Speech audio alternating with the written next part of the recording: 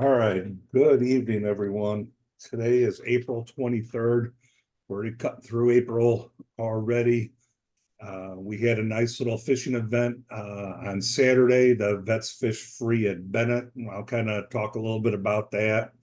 And then I'll probably tie up a little bit. I was struggling with this fly, so we'll see how it comes out. But it's something I really want to try because one of our participants, Eddie Delaney, was using it, and he absolutely destroyed me if there was a competition.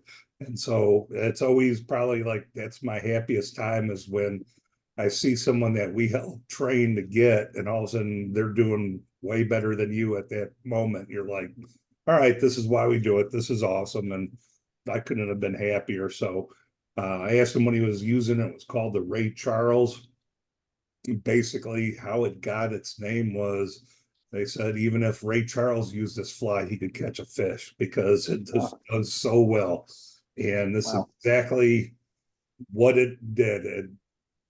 He just couldn't mess with it. So I had my white thread jig next to this and he did very well. So I'll show you the pattern. I didn't have all the materials, so I'll have to substitute a little bit and we'll go with that. So I'm just going to go through the email. I showed you the uh, pattern of the Ray Charles. Pretty simple. It has a couple tricky parts that we'll go through. Fishing outing, we do absolutely need to do something around local. So we have to plan for something in May. We just need to pick, I don't know if it's uh, bush wildlife or a park, Susan or something, but we need to get out there, do something local.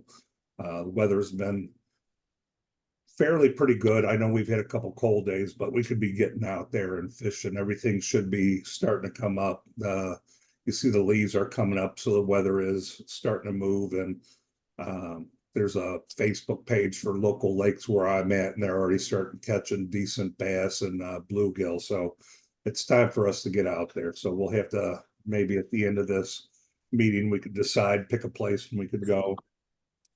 Fly tying in person, we still do Jefferson Barracks.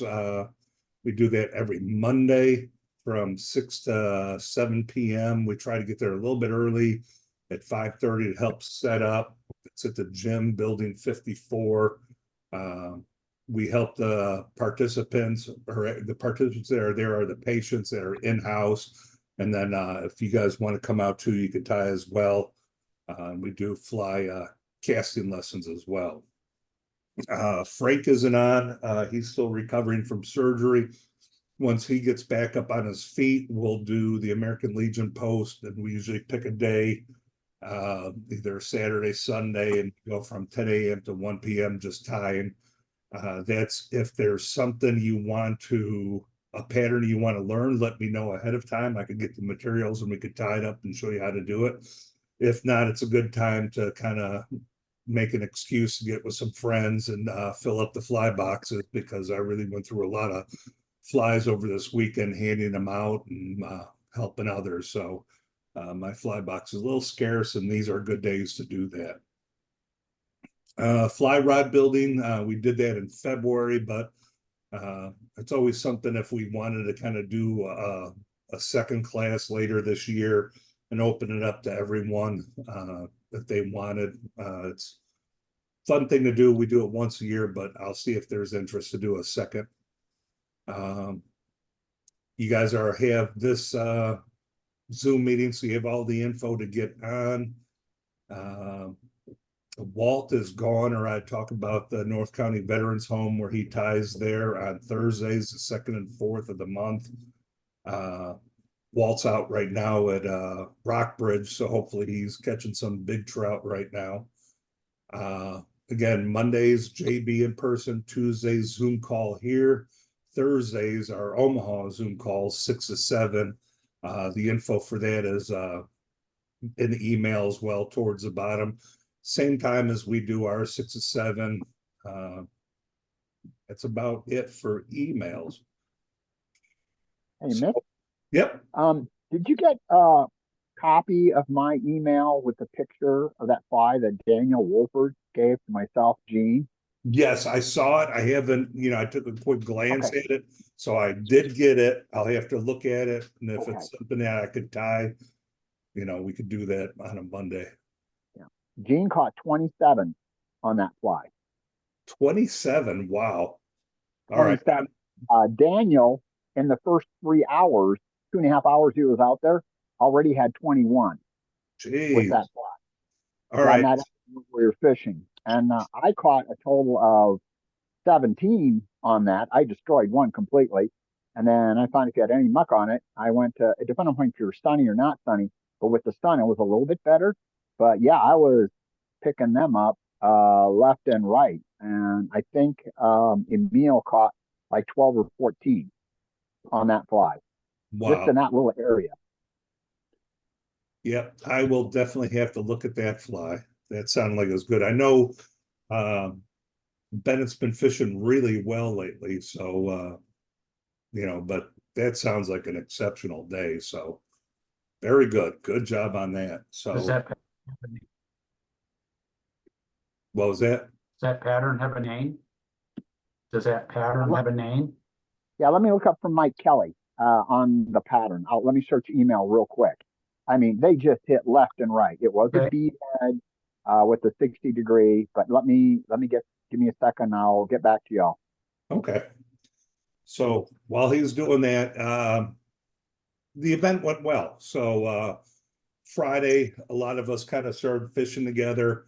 And then we had the pop up near the park office and we started handing out tags. Uh, I would say I thought it was kind of a slow weekend. Usually we're around 250 to 300, but we had like 190 this year. So there's a smaller turnout than usual. So uh, don't know what to call for it. I don't know if we advertised enough or if the Missouri Department of Conservation didn't advertise. But we also had a good time. So we got together. Jim Rogers had hats for everyone. So I don't have it right now, but it was kind of neat little Bennett Veterans Day fishing hat. Um, and after that, Saturday we all kind of got there bright and early because the horn goes off at 7, so the park store opens up at 6. So a lot of us were out there at 5:45 a.m. Handing out tags again, and so we did that for till around 9, and then we closed up shop there, and then went to the area where they roped off in zone 2, and that's where if you went on Facebook, we had the pictures. Paul ended up using the rod he built in February with flies he tied and he was catching, so he was pretty happy. So there it is. The French dip is the That's name what of Mike the fly. Kelly said it is. Okay. So well, I'll look into that for sure if you guys were catching that much. And I'm actually letting Lee in right now. So Lee was out there. He showed up. He had a long day because he drove in and drove out the same day. So, but he was out there catching, having a good time. Right, Lee? Catching. So he was adding to the trout numbers, and Eddie was out there with his Ray Charles, which I'll try to tie up real quick. Uh, I think Roger was out there. So again, we were out there. The main thing we were doing is we were keeping an eye on people fly fishing out there, and if we saw someone was struggling a little bit, we spent some time with them. So we helped a few veterans out there start landing some fish. So it turned out pretty good. So any questions about that before I start tying? This will be pretty quick, but struggling with it, so we'll see. So let me swap over the camera. Okay, I'm gonna spotlight this for all. All right, so hopefully you could see that. That was probably the best one I tied. I was struggling with a little bit. In the Let's see where I have that in the recipe, the materials list. I called for a pearl tinsel medium. That's what I have there. And I think it's a little bit too big. I think if you had a small tinsel, it would be a little bit better. And I'm trying to see where I had that. Might have lost that one already. Oh, no, there it is. I didn't have pearl small tinsel, so I used a copper. And it's a little bit better, I think, but we'll see. This one was a tough little fly at first, but I'll do it again and see. I'm gonna try a couple things. I was a little bit scarce with ostrich hurl on this, so I think if you do 2 strands like I did the others, it worked pretty well. So the hooks I'm using are from Wholesale Fly Company. This is their Model 11 size 16. It's a scud barbless. I think this is like about the perfect size for this. Oop, drop that one. My fingers are not working well today.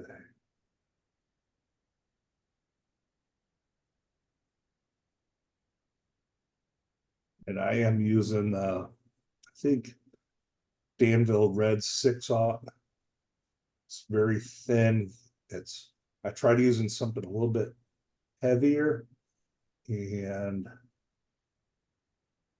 it made the fly a little bit too bulky.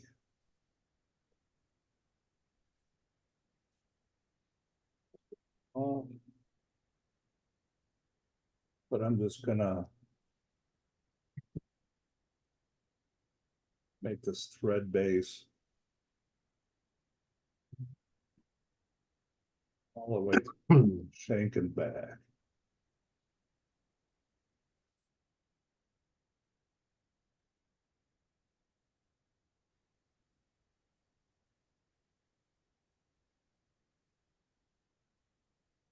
All right.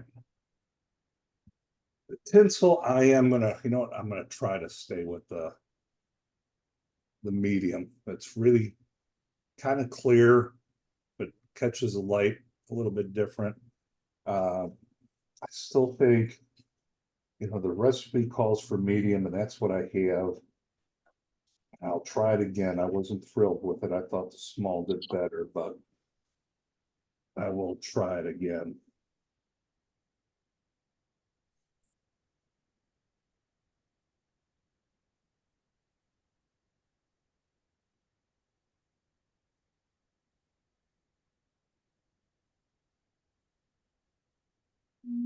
Tie that material in.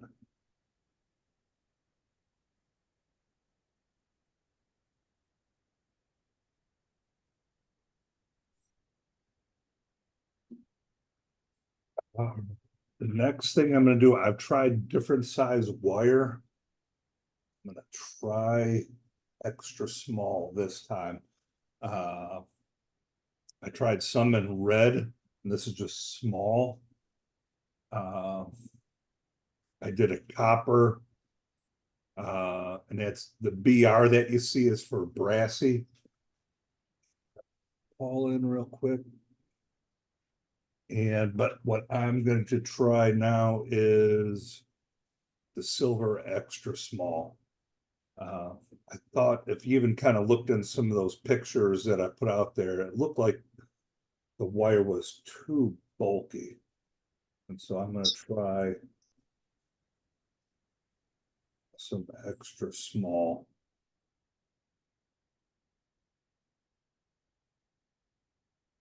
Last thing, I will swap cameras for this real quick.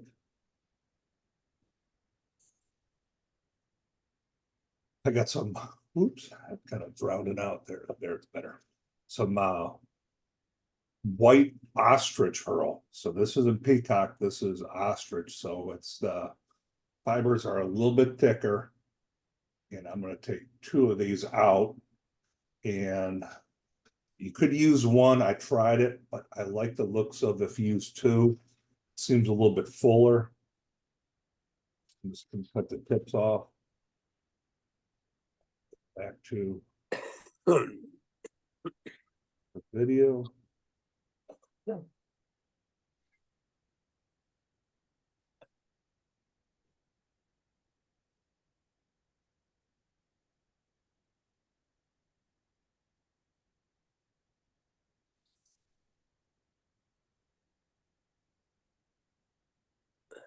I'll do a little half hitch because I'll be using the rotary vise real quick.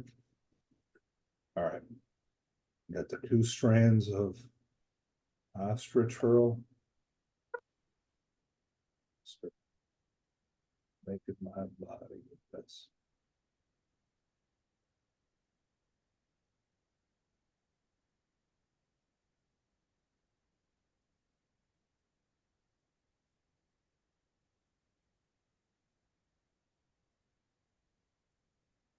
Are those more or less touching wraps?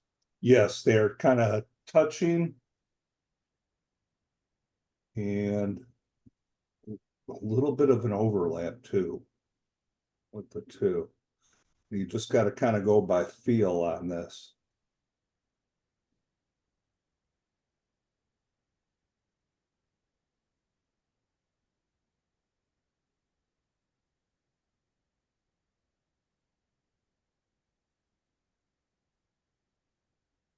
Perhaps in there to make sure this doesn't go anywhere. And I always like to cut up on my material so I don't grab the thread.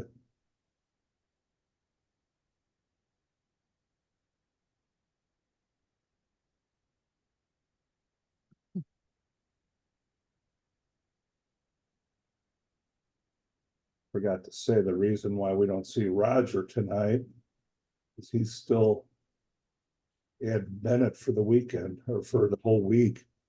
So he's still there. Knucklehead. Yeah, he was there the week, the week before, and he's still there. So he's gonna be out there for 2 weeks. I'm sure he's gonna go after it. I'm gonna take this Mylar and I'm gonna try to place this so it's directly on the back, but it's trying to roll on me right now.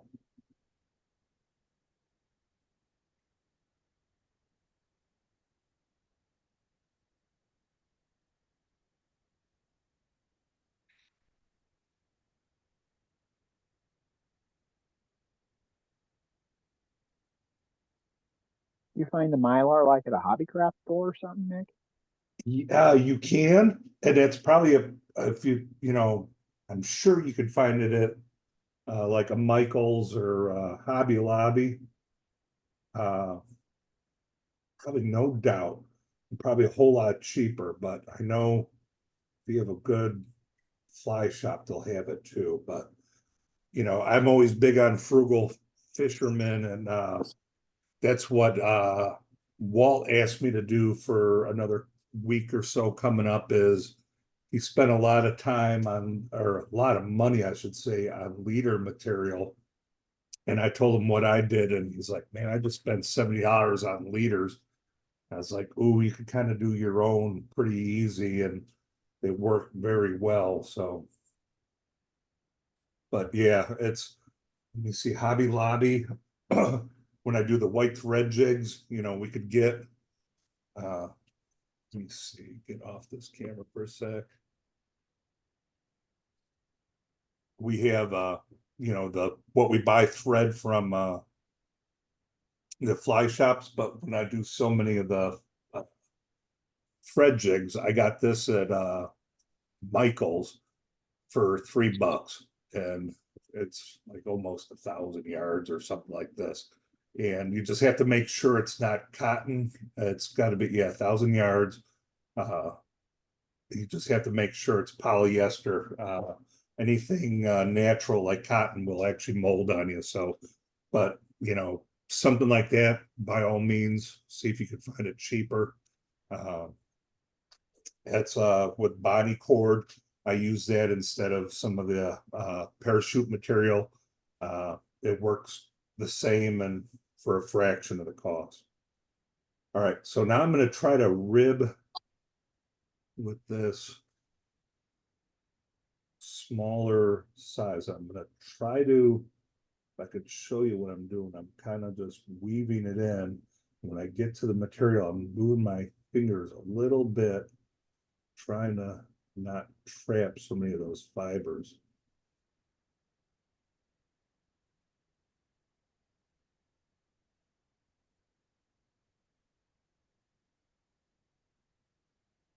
Said I will try.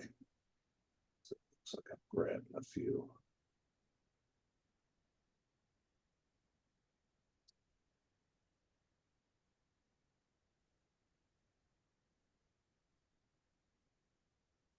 It's starting to look like probably my best one I had.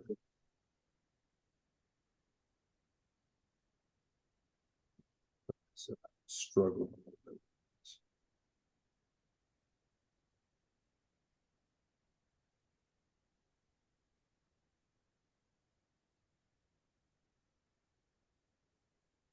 After it.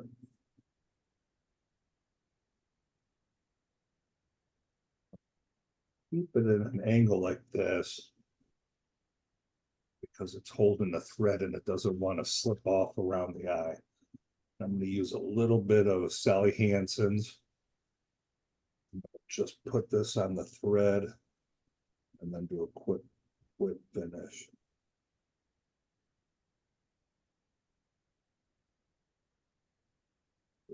Much.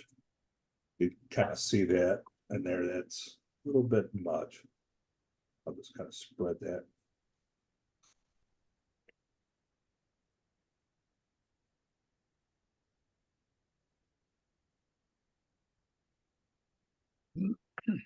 That's looking pretty good. I'm gonna finish this, get 3 good wraps in there.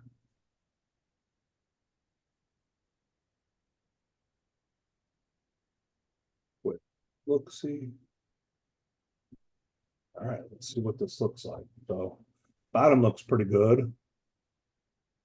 All right, top looks a little bit off on my wraps a little bit, but I think that'll work just fine. And so this is kind of a version of a sow bug. And as I said, Eddie was doing very well with this fly on over the weekend. Let's see if I can move some fibers around. Well, that one actually looked out pretty good. Got a little couple fibers near the eye, but the eyelet's still pretty clear. I could get the, yep. So there you go, the Ray Charles. Now, to show So what you, size did you tie that in? size 16, and it's I'll swap over the camera so you can kind of see. Hopefully you could see that it's the Wholesale Fly Company. It's their Model 11 size 16. It's a scud barbless. I try to use everything barbless. I'll go back to this. So that's wet, but it's got no weight. I assume that pretty much sits right under the surface of the water, do you think? it will actually sink with the hook and the wire and all that. This sinks. It's a slow sink. If you wanted, you could add a small bead to it. But when I got one from Eddie and I tried it, it had no weight like this and it went down. If you had a tungsten bead, sure, it'd go down a lot quicker. But my next thing I'll try with this is see if I could tie it on a size 18 or maybe even keep it at this size and put it behind the 16 black zebra midge. I always like to try to do a light dark combo just to see what they're hitting, but this actually looks pretty good. The reason why I'm saying that is I'm gonna show you what a bad one looks like, so. I'm happy with this. Let me show you the progression of where I was on this, so. You don't just say, well, that looks easy. So here was my first one. You can see I overkilled that head. I used a thread that was way too thick and it bulked up the fly. And I even tried the red wire that was a small wire. And I thought it looked a little bit too big, but that thread was way too thick. And you can't even see the eye on this. I was kind of even ashamed to show it, but I want you guys to see that your first one is always going to look horrible. And keep it so you could kind of go back. You see this one, I think I showed you where again I kept the red, but I did a smaller tinsel. Now I'm actually kind of leaning towards the bigger tinsel again. I only did one strand of ostrich herl with this, and I don't like the way the body looks. It looks very scraggly. I would definitely use two to get a fuller body. You see this one, I wanted to see because I wasn't happy with the Mylar. So I wanted to see, that doesn't look half bad. And that is without the Mylar. And I actually used a little bit of solar bone dry, like I kind of do my oh my gosh, I forgot the name of that fly. Cracklebacks, where I put the hackle on there. So even though it looks delicate, that would should hold up. I wasn't thrilled with that one either. This one, I think I tried, this was with the brassy wire that looked a little bit better. The head's a little bit off, but I think this one would fish pretty good. So again, you know, your first couple aren't going to look great, but eventually you'll get it to where you're happy with it. And I'd have to say I'm kind of happy with this one right here. Any questions on the Ray Charles?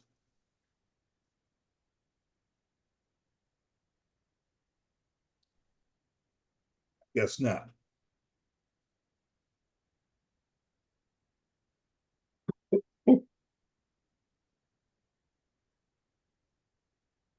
All right.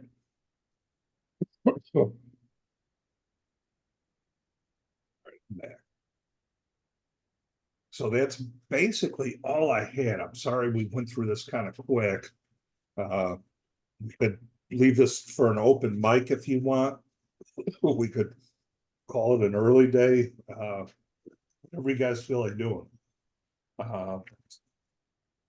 We could, you know what we could do is let's try to figure out where we want to go fishing. Any spots we want to try, because I know we have Scott and Walt will be coming from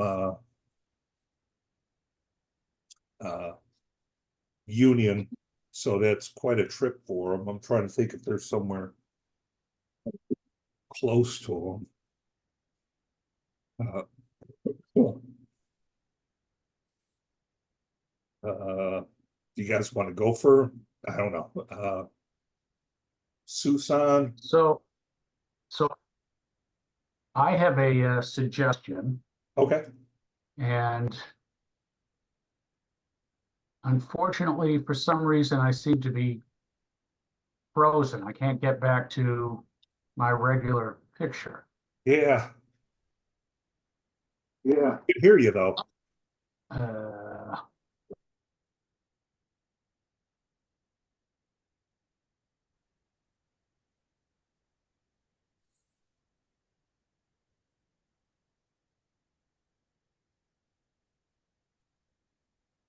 Cool.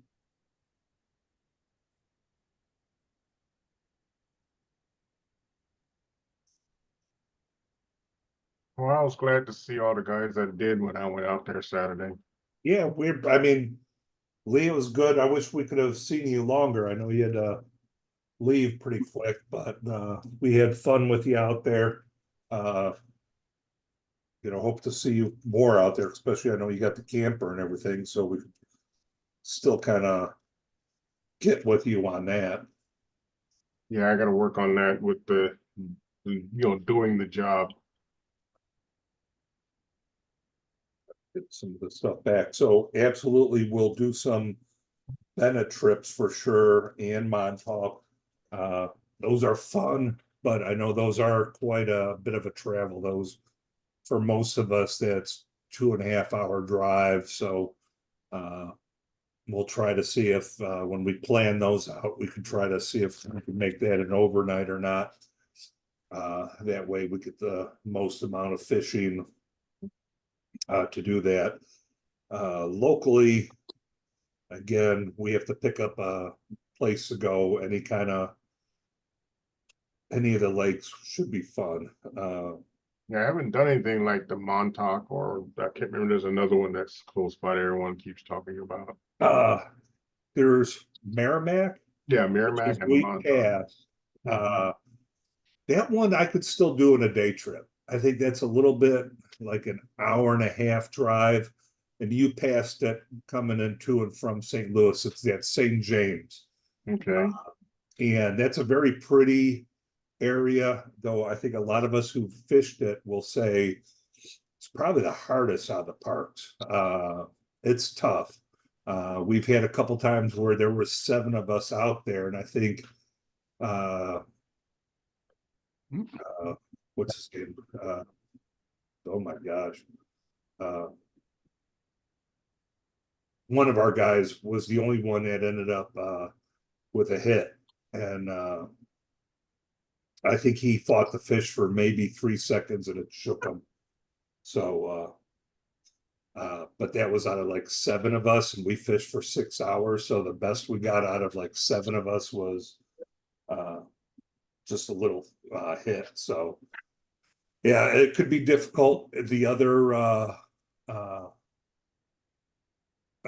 there is no zones there. So Roger was the one who had the fish. So Roger Tyler had it for all of 3 seconds, and that was the best. There's no zones, so you're fishing next to people that are going to be using dough bait and minnows and worms. So it makes it really hard. I would always say if you're going to go there, smaller the better. Size 16 and 18 midges do very well there. And I learned that from a person who was fly fishing there, and he went very small on the midges. And since then, I'm usually pretty good at that location, but still, it's difficult. Montauk, I'm still learning that. I just found a couple of people in my subdivision that go there, and they're like, we don't go to Bennett because we don't know how to fish Bennett, and we always get skunked. And I'm like, I don't go to Montauk because every time I go there, I get skunked. So my new fishing buddies who I got to take them to Bennett, and they're going to take me to Montauk, and then hopefully we'll figure things out. So Montauk's pretty too. It's another state park, so they have the zones and pretty much the same. There's Roaring River, which is, I think, Caseyville, Missouri, which is, if you call it catty corner or kitty corner of the state. It's I think a 5.5 hour trip from St. Louis. So that definitely have to stay the night out there then. Yeah, that's an overnighter for sure. And the park, I've been there one time because I was at Bennett, I think, and I looked and it was going to be like a 2.5 hour drive from Bennett. And so Okay. I was at Bennett for a week, and I'm like, fine, let's make a trip out there. So Margie and I went out there, and we did okay. It's a different fishing. There's very different fishing. Most of it is you can't wade. So if you don't like getting in the water, this is perfect for you. I like the waiting. I had fun. I didn't drown. Yeah, and that's, you just have to, well, where we were, you only had to go in a few feet. Where I dragged you in zone 1 before, you had to walk 30 yards, and that could be much. But Roaring River is pretty much you have to cast from the side. There is a waiting section, but I'm not 100% sure on this, but somebody told me it's like, oh yeah, that's the same area where the kids swim. And it's Oh, that's not good. it's like, Just- Get you a waiting staff, Lee. That's what I use, and it helps a tremendous amount. and Lee, I Okay. hate with Staff to get the kids out of the river? what's that? Is the waiting staff to get the kids out of the Yeah, river? good. Absolutely. glad. Beat them over the head with it. I'm thinking of all the floating hooks around there. And That was my thing. These little kids screaming there. It's like, oh my gosh, but whatever they do. But yeah, Lee, I actually had a waiting staff for you. I forgot to give it to you. So I still have it. I put your name on it. So you have a waiting staff coming. So I know I was kind of AWL for a little while here, but I'm trying to get back.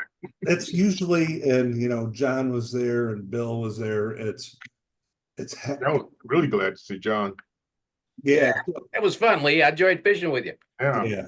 So it's, you know, it's a lot of running around trying to get stuff done. And so you're not thinking of things. So it's a little hectic at times and I don't get to spend as much time as I want with people, but you know, Bill was there too and Paul, and it's crazy. You wish you could spend more time with them, but it's just kind of Yeah, how John wouldn't fish with me. So Mhm. there. Hey, Mick, I found the new fly while I was there too. In fact, Bill showed it to me. I went up to Charlie Reading's on the way home, and he introduced me to something called the French dip.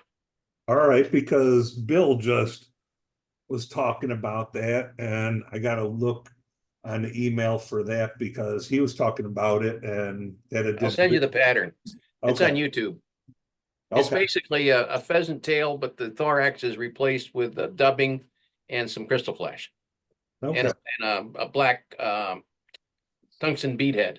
okay, because there were people coming from Charlie's with some kind of copper john that was blacked out, you know, but it had some like, it was copper, you know, true copper wire because it was duller than gold.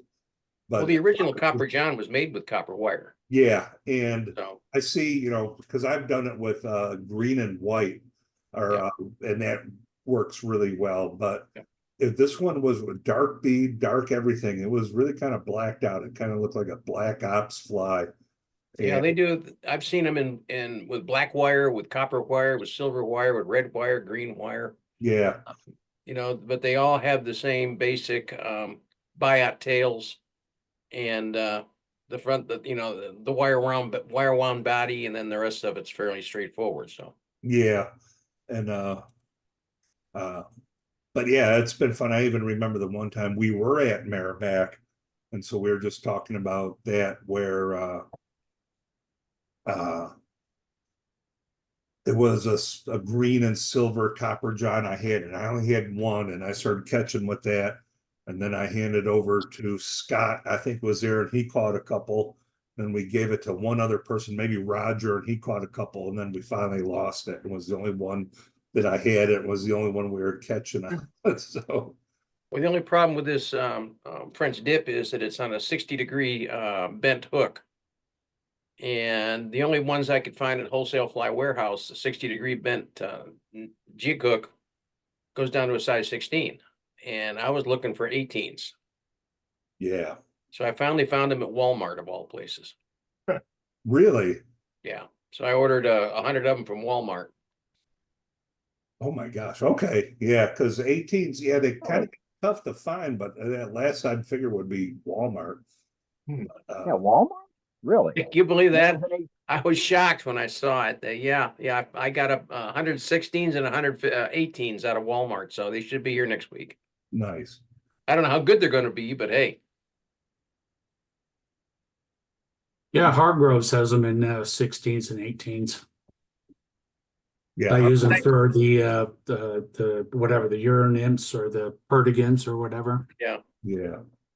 And you know what? I'll bet your Readings has it too, but you know, it doesn't do me any good, Jim, here in Omaha. Yeah, that's true.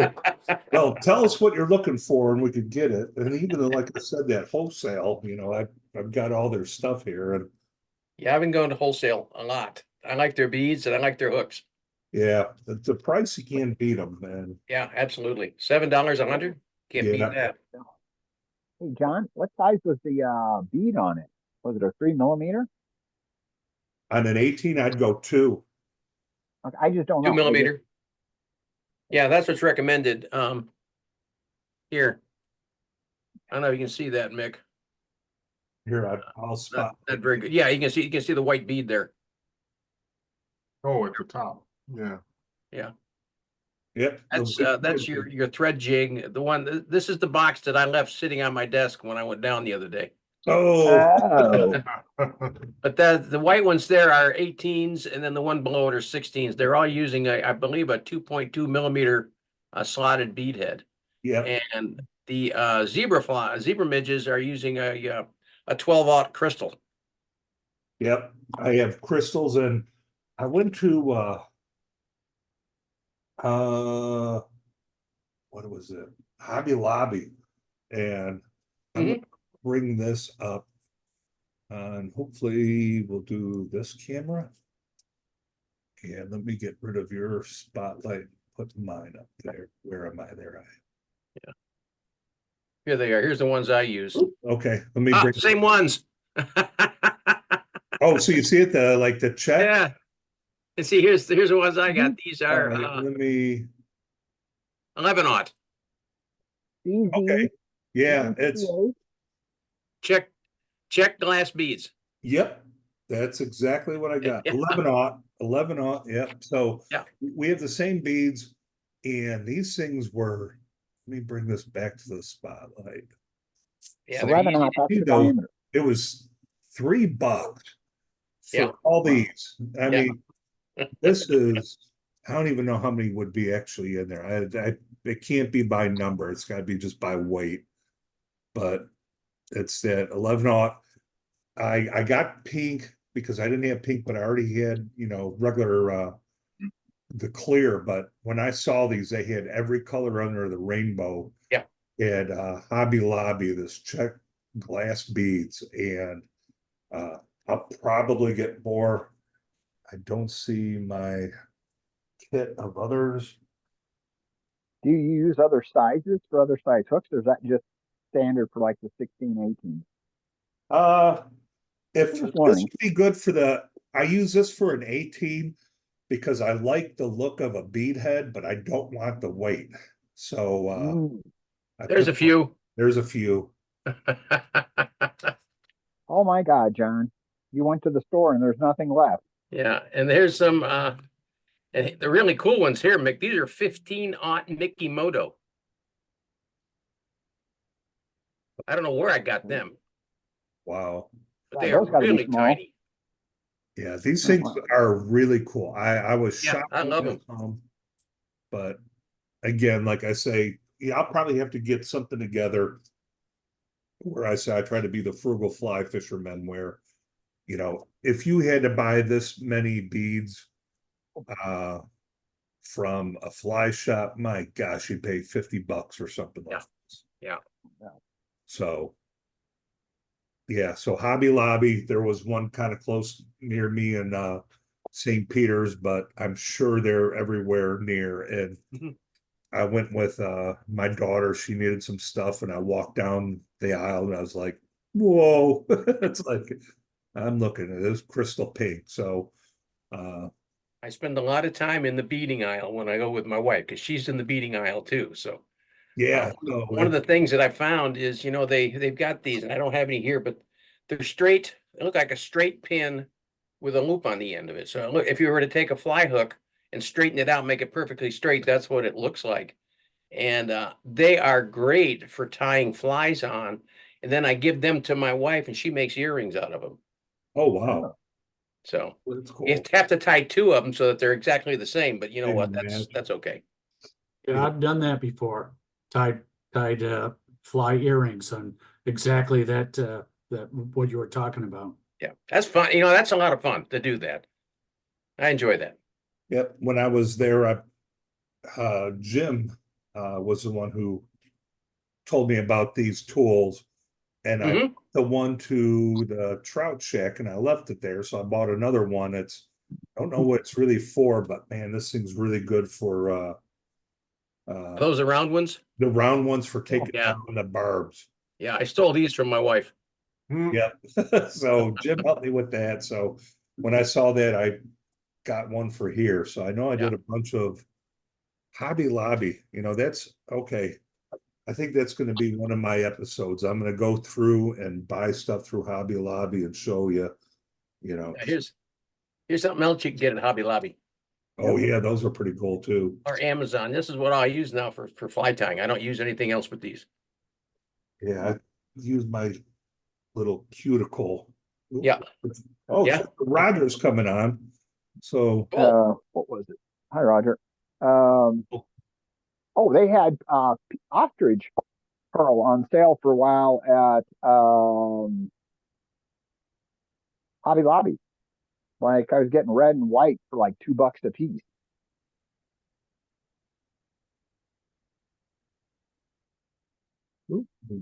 there's Roger. Okay, I'm spotlighting Roger for a second. All right, Roger, you're spotlighted because you got Just wanted to check in and say hi. I got to take care of business here. Yep, you just wanted to come in and gloat. That's the main thing. But Where are you, Roger? looks Are you like in the a spring canoe? head. I'm still at Bennett, Yeah. Cool.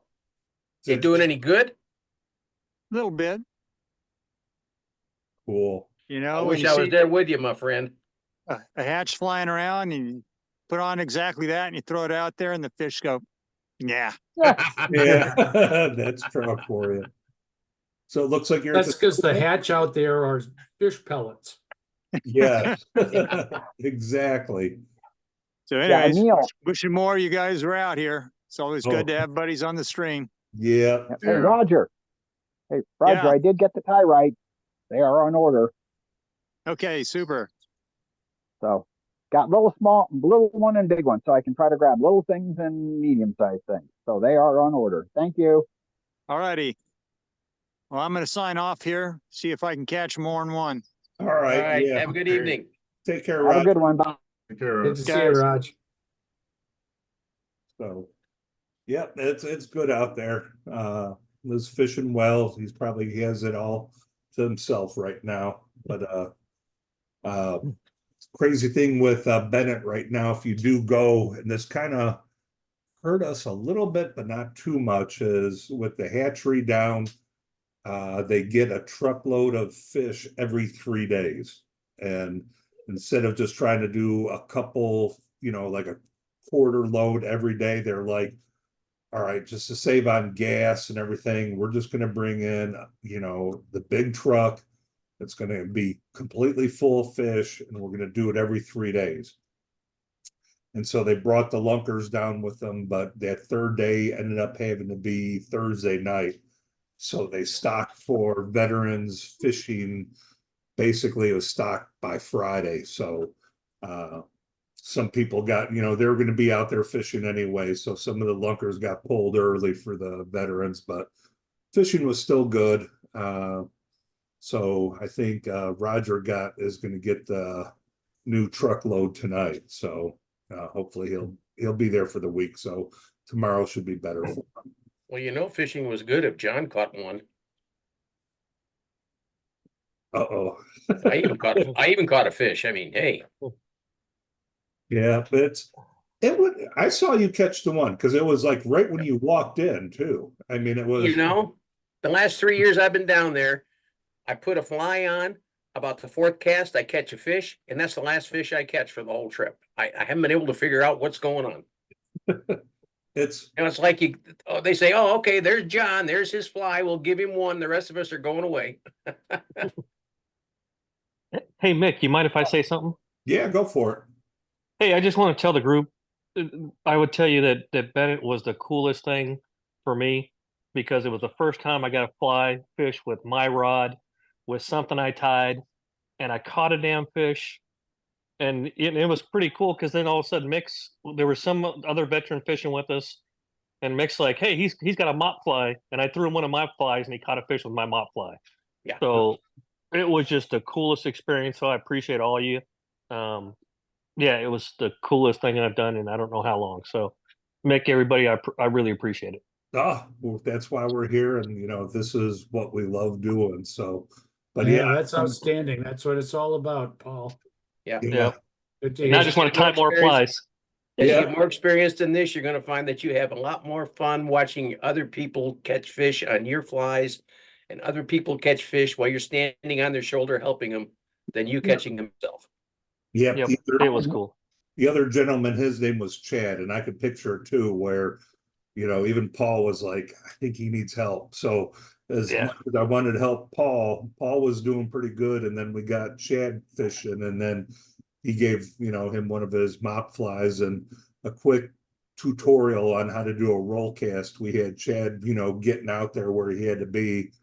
And then once he finally saw what an indicator strike looked like, he hooked up to it. And then probably after that, I only spent maybe another 10 minutes with him. And then I just kept on looking over my shoulder, and he was catching. So Well, we got him taken care of. So Speaking of So roll anyway, cast, Nick, did you see the guy with the 15 weight sage? Yeah, uh Daniel. Yeah, Daniel. Daniel? Yeah. Yeah. Did you see him, Mitch? no.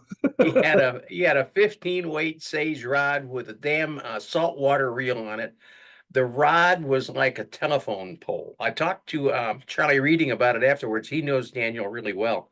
Yeah. He said that is not a fly casting rod. That is a deep water bluefin tuna rod. Oh my gosh. I saw someone had a rod out there. It said it was a 5-6 weight, but it was 2 to 3 times thicker at the base and I'm like, it looks like a 9-10 weight. And Yeah, but it I wouldn't said be 5 weight. surprised. Yeah, I was like, but we got him on. He was struggling a little bit, but it was just that pole had no flex to it. I mean, it was Yeah. broomstick. So it was hard to get anything moving on it. And it's like, he was like, well, someone gave me this, I'm like, well, okay. It needs to have if it had a little flex to it, the roll cast would have worked. That's why you want to make sure you got a program rod there you can let him use. Take that thing and stick it up on a bench or something. Yeah. And tell him, Daniel. Yeah.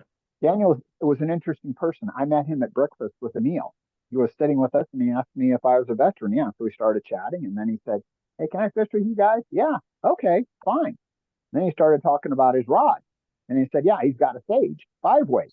So then a little bit later, he shows up and he starts pulling them out left and right. And myself and Emil and Gene are all looking at him like, what the hell are you doing? Oh, Copper John, right? And then so we throw out a Copper John, nothing happens. Then I get frustrated and I threw out the nuclear option, right? Which were carp flies that I had tied for Ogallala. And I picked up 2 real quick and then it stopped and then he let us borrow flies. But he let us use his Sage to practice with, just to tinker.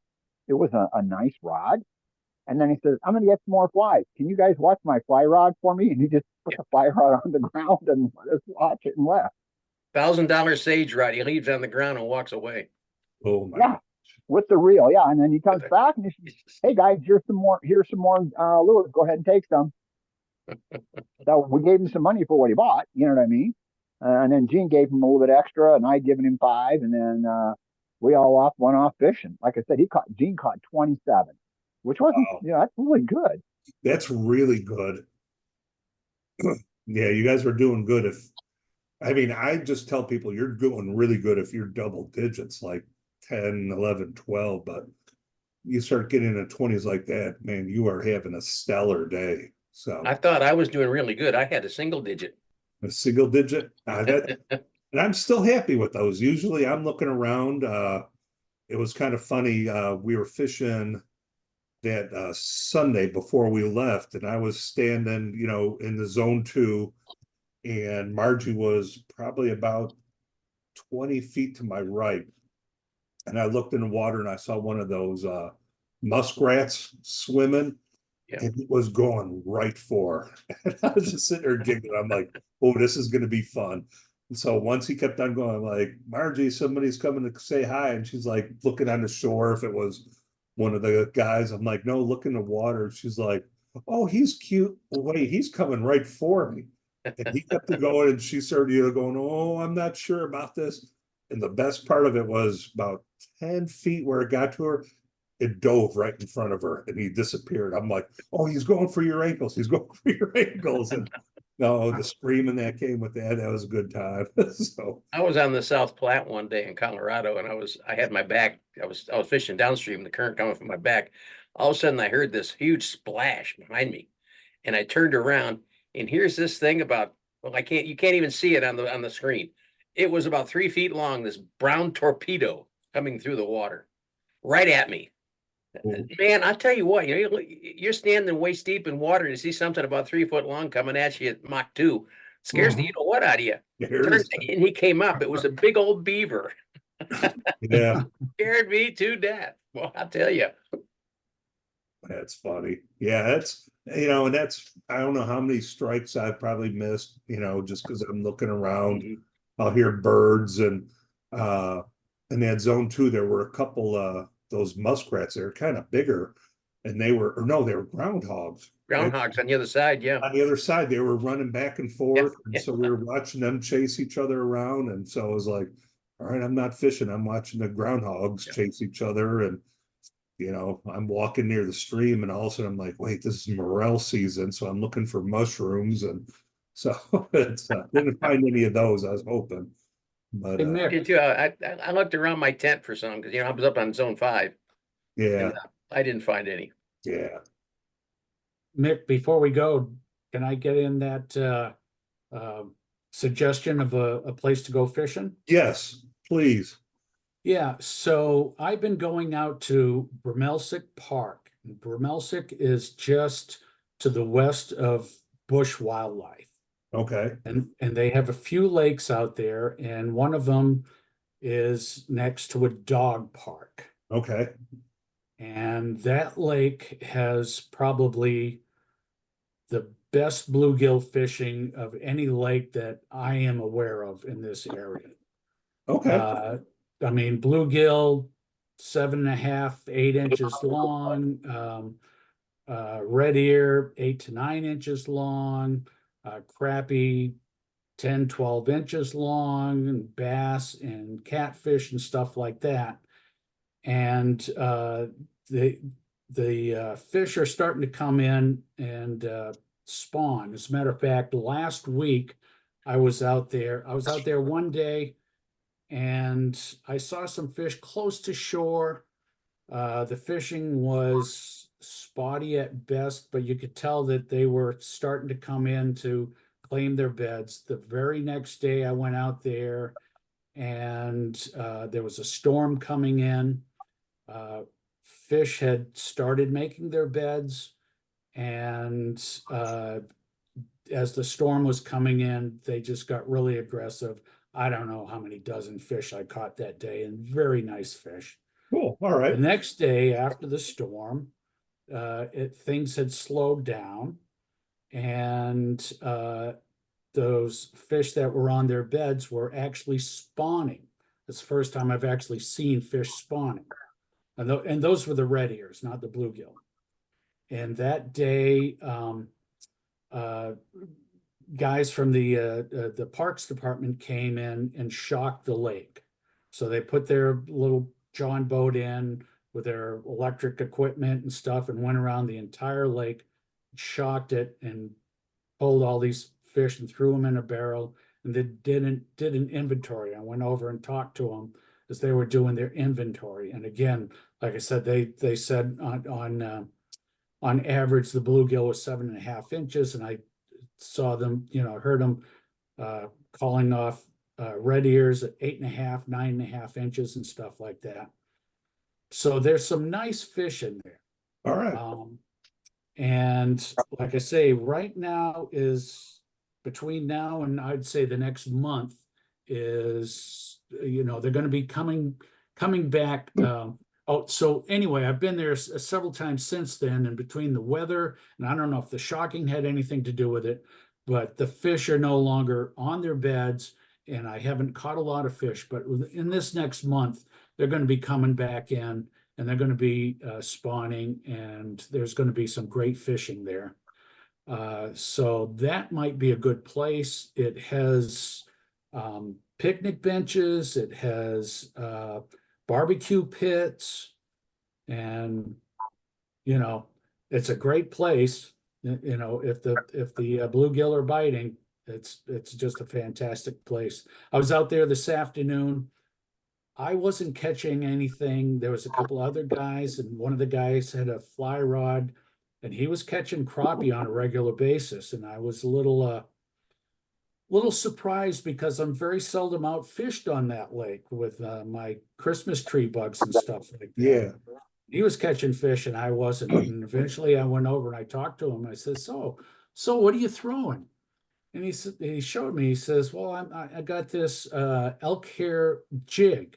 You know, he said it was, I don't know, 100th ounce jig or whatever, 16th ounce jig or whatever. Yeah. And I put a little piece of worm on it. So he was using, he combined his fly rod with bait fishing. With bait But he was fishing. catching fish, and he said he catches a lot of nice crappie out of there too. Oh, So, nice. but anyway, All right. yeah. I'll So probably mark us down for that. I'm trying to think of, I know the 11th, I'm gonna be out of town, so maybe the 18th. So I'll start looking, the 18th or 19th is what I'll probably go out there. I don't know what works best for anyone. yeah, we're going to be out of town the 18th and the 19th, and then the 26th. You and I are doing that guided trip there. Yeah, the guided trip, but I'm looking forward to that because then if that turns out really good, we could try to take people out there where the guy's really reasonable, that maybe we could get a couple guys to do those trips, and you know, we have enough funding, we could do that. So we'll have to see. Let me double check the 11th. I know we were supposed to do something, but I don't know if we're committed to that or not, so we shall see. Or we could do the 4th. May the 4th. Yeah, I can't make it the 4th. I could make it the 5th. Revenge of the 5th. May the 5th. I could make it May the 5th. All right, maybe we'll do that. We'll do Revenge of the 5th. Because we can't do May the 4th. Be with you. Oh, There it goes. I was hoping. okay. I had to That went dangle- right over my head. That was dangling it. So, all right. So, Revenge of the 5th. Yeah, tell Margie it was good to see her. Yes, will do. So, all right. So I'll schedule something for the 5th, and hopefully that will work for everyone. And I'll get that out. I'll do that tomorrow. Wednesdays are my email days, so I'll get all that out and take care of that. So, with that, I will then let us go. We're a little bit 4 after. That's pretty good. We filled up some time because I went through real quick, but I will take a look at that French dip, and if that looks good, sounds like it did really well. So I'm going to have to tie that one for sure. It was just amazing. He put it out, and Gene fished all over the place. So as emo, and we're just looking like, what the hell are you using, right? So we put on the white thing, we put on your white thing, we tried the John Deere, right? You know, we're going through all this stuff, you know, and then, you know, he's using an indicator, AKA bobber. Yeah. So it was just like all of a sudden, you know, he showed it to us what else, and we're like, oh, and then he just offered it to us. And as soon as we started throwing them in, I started catching. I mean, like I said, the nuclear option caught some earlier, right? Yeah. While he was catching. And the day before, one of my big streamers on a 4XL hook, right, for bass, I caught two. One was kind of a side gill caught, and the other one was a legit bite. And I was like, okay, at least I'm not totally skunked here, right? And then on the hatch, right, Emo, we're sitting out there, and it's gorgeous, you know, out there at the spring head, right? Yeah. Bugs are popping up everywhere. The midges are coming up just perfect. The birds, everything else. We're busily throwing Griffith snats and everything else. Not a take, but he catches two, what is it, red-eared sunfish or something like that, or bluegill or something. That was it. They just looked at us and says, nah, not having it. Yeah. All right. Well, I'm going to let you guys all go. Thanks for calling in. I will get emails and everything taken care of tomorrow. So look for some invites. And if you guys have any questions, you guys have my cell number. Just give me a call or text and I'll get back with you. So you guys take care now. We'll see you soon. So long now.